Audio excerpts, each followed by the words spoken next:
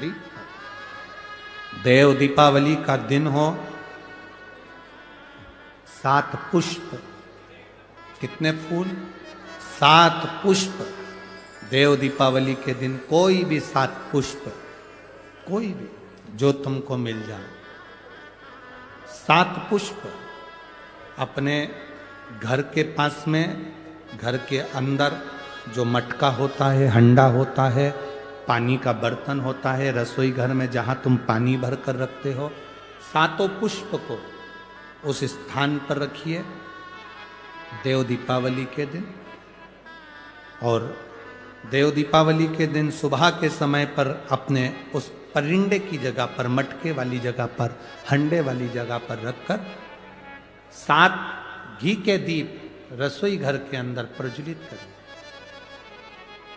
7 दीप की पूजन करिए और पूजन कर कर वो 7 पुष्प जब दीप ठंडे हो जाएं, पूर्ण तरह से आनंद के साथ सुबह के समय जब आप पूजन कर लें, उन 7 पुष्प को दिन भर में से कभी भी देवाधिदेव महादेव के दरवाजे पर, शिव के दरवाजे से मतलब है शंकर के ऊपर, अगर शिव के मंदिर नहीं जा सकते तो बेलपत्री के नीचे, बेलपत्री के नीचे भी नहीं जा सकते तो पवित्र नदी के तट पर, या पीपल के वृक्ष के नीचे, या आंवले के वृक्ष के नीचे वो 7 पुष्प को अपनी कामना कर कर लक्ष्मी प्राप्ति के लिए कुछ देर रख दें।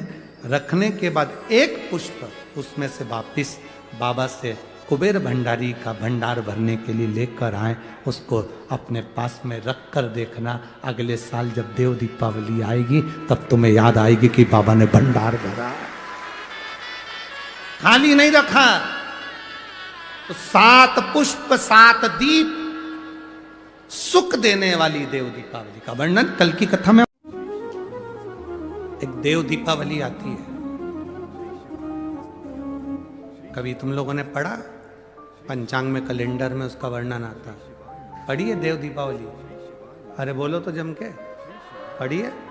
एक देव दीपावली आती है, एक दीपावली, एक देव दीपावली। इन दोनों दीपावली के दिन अगर प्रयास करना, अगर बहुत कष्टमय जीवन चल रहा हो, फैक्ट्री भी ना चले, दुकान भी ना चले, व्यापार भी ना चले और कर्जा बढ़ते जा रहा हो, टेंशन ही टेंशन पूरी जिंदगी में हो रहा हो, कहीं से संपदा आ नहीं रही हो, धक्के की जिंदगी चल रही हो, तो एक बार मधु का प्रयोग कर कर देखना।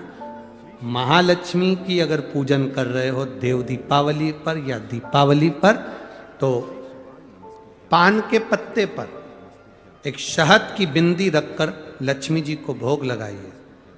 और शंकर जी के मंदिर में उसी दीपावली को या देव दीपावली पर शंकर भगवान के शिवलिंग पर एक पत्ते पर या पुष्प पर 1 बूंद शहद लगाकर शिव जी को समर्पित कर कर देखिए। अगला वर्ष तक इंतजार करना, बाबा आपकी जिंदगी में 4 चांद ना लगा दो उस मधु के बल पर, तो आनंद के लिए प्रयास करिए। मधु में क्या बल है? ये शिव महापुराण की कथा कर रही है। लक्ष्मी जी को श्राप दिया गया, तू अश्व की योनि में जाएगी, अश्वी बनेगी, घोड़ी बनेगी। भगवान नारायण ने लक्ष्मी को पृथ्वी पर भेज दिया। लक्ष्मी जी पूरी रात्रि, अमावस्या की रात्रि अंधेरे में भ्रमण कर रही हैं, कहीं उनको जगह नहीं मिली। एक दरवाजा खुला था, दीपक टिमटिमा रहा था, लक्ष्मी जी उसमें प्रवेश कर गई। बूढ़ी माँ कपड़े बना रही थी, भोजन मंगा, भोजन था नहीं। बूढ़ी माँ ने शहद का डब्बा ढूंढ लिया, मधु की डब्बी ढूंढ ली। उस मधु की डब्बी को, उस शहद की डब्बी में से थोड़ा सा मधु लाकर लक्ष्मी जी को दे दिया।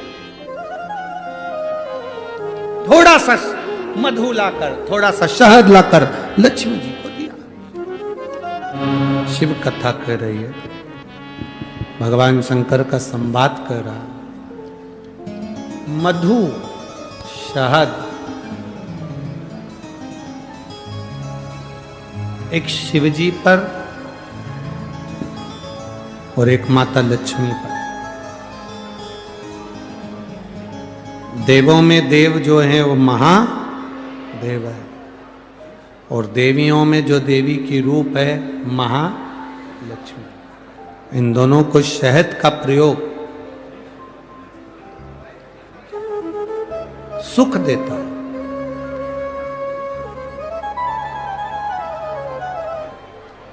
एक बूंद शहद देवती देव महादेव को चढ़ाया, उसका फल है। एक बूंद शहद माता लक्ष्मी को चढ़ाया, उसका फल है। शिव महापुराण की कथा कहती है, बूढ़ी माँ का पूरा मकान जो झोपड़ा था वो पूरा बन चुका था, पूरा। एक बूंद शहद माँ लक्ष्मी चाटी।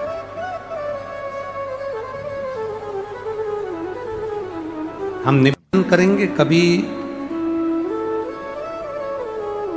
अगर योग लगे और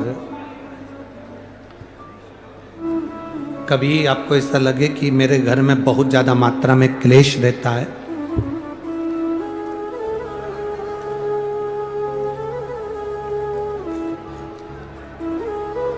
बहुत ज्यादा मात्रा में क्लेश रहता हो, बहुत झगड़ा, परिवार में विवाद, तो प्रयास करा करो जब आप देवादिदेव महादेव को जल चढ़ाने के लिए जाएं और प्रदोष का यदि दिन हो या महीने की शिवरात्रि हो या प्रदोष का दिन हो, तो उंगली में ही भले एक उंगली में ही जरा सा शहद लगा कर ले जाओ और अशोक सुंदरी वाली जगह पर और शिवलिंग पर उस शहद को लगाकर जल चढ़ाने का प्रयास करो। आप दो प्रदोष या 2 महीने की शिवरात्रि अगर आपने कर ली, अपने आप आपके घर में क्लेश समाप्त होता चले जाएगा, शांति बनना प्रारंभ हो जाएगा। शहद में वो फल है, मधु में वो फल है। माता लक्ष्मी को सबसे ज्यादा प्रिय प्रसाद कौन कौन सा होता है? जल्दी बोलो, जरा जल्दी से बताओ। माता लक्ष्मी का प्रिय प्रसाद कौन सा है? कोई कहेगा खीर, कोई कहेगा सीरा हलवा, कोई कहेगा सिंघोड़ा, कोई कहेगा सीताफल, कोई कहेगा फल। पर माता लक्ष्मी के लिए सर्वश्रेष्ठ अगर कोई पकवान है, माता लक्ष्मी के लिए अगर सर्वश्रेष्ठ यदि कोई भोग है, अगर कोई ने किसी दीपावली के दिन अगर लक्ष्मी जी को शहद का यदि भोग लगाया है, तो उसके घर में कभी गरीबी नहीं आ सकती, वो उन्नति की ओर बढ़ता है। अब दुनिया के लोग क्या करते हैं? दीपावली के दिन पकवान बनाते, गुजिया बनाते, चक्की बनाते, बर्फी बनाते, लड्डू बनाते, बाजार से मिठाई लाते, पकवान बनाते, खीर बनाते, हलवा बनाते। दुनिया का सारा भोग माता लक्ष्मी को दीपावली के दिन लगाते हैं, पर बहुत कम लोग होते हैं जो लक्ष्मी जी को शहद का भोग लगाते हैं। मेरे हिसाब से तो यहां भी जितने बैठे होंगे, इसमें भी कुछ ही होंगे गिने चुने जो लक्ष्मी जी को शहद का भोग लगाते है। कोई है शहद का जो भोग लगाते लक्ष्मी जी को? तो लक्ष्मी जी को शहद का भोग लगाते। लक्ष्मी को शहद की प्रियता, मधु की प्रियता, वो आनंदता देता। शिव महापुराण की कथा कहती है, भगवान शंकर का पावन चरित्र कर रहा है, शिव महापुराण वर्णन कर रही है। भगवान ब्रह्मा जी ने भगवान नारायण से कहकर एक विशाल पर्वत का मंथन करा। जैसे कार्तिक के महीने में आंवले के पेड़ के नीचे लगाया गया घी का दिया, चौमुखी 4 बत्ती का दिया, जो आंवले के पेड़ के नीचे कार्तिक के प्रथम दिन से लेकर कार्तिक पूर्णिमा तक जो आंवले के पेड़ के नीचे चौमुखी दिया 4 बत्ती का लगाता है, उसके घर में संपदा की कभी कमी नहीं होती। महाराज, लक्ष्मी कभी कम नहीं होती, लक्ष्मी घटती ही नहीं।